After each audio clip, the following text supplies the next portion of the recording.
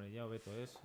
Ja zigara entrenatzen urrengo partidua preparatzeko, ez? Eta, bueno, hori alde batera utzi behar dugu, baina, bueno, jakinda gauzako bertu behar ditugula, ez? Gero ja, orain pentsatu behar dugu ja Levanten, ze partidu zaila edukiko dugu baita larun batean, eta pasain egunekoa hobetzeko behar dena da garaipen bat, ez? Bueno, ulertu, hombre, garbi dago, kanpoko partidua bestera batera jolastu behar ditugula, ez?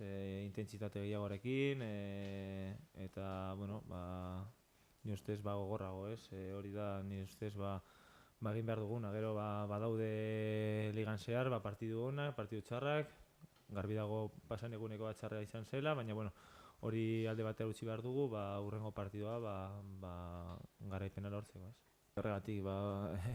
Horregatik utzi behar dugu alde batera, jarraitu etxeko dinamikan ze oraindik ez dugu galdu, ez? Eta irabazi behar dugu, ze pasaren egunean berdiketa lortu genuen Eltzeren kontra, eta bueno, hori garaipen batekin 23 puntu edukiko genuke eta gauza desberdin ikusiko genituzke, ez? Bai, ze bueno, Getafen oso emaitza ona atera genuen, eta gero etxean berdiketa lortzean ez da inona, ez? Importanteena da etxeko puntuak ateratzea, eta gero kanpoan gehiago kostatzen diren puntu horiek ere ateratzea, ez? Baina, bueno, garrantzitsuena da etxeko puntuak ateratzea, ez?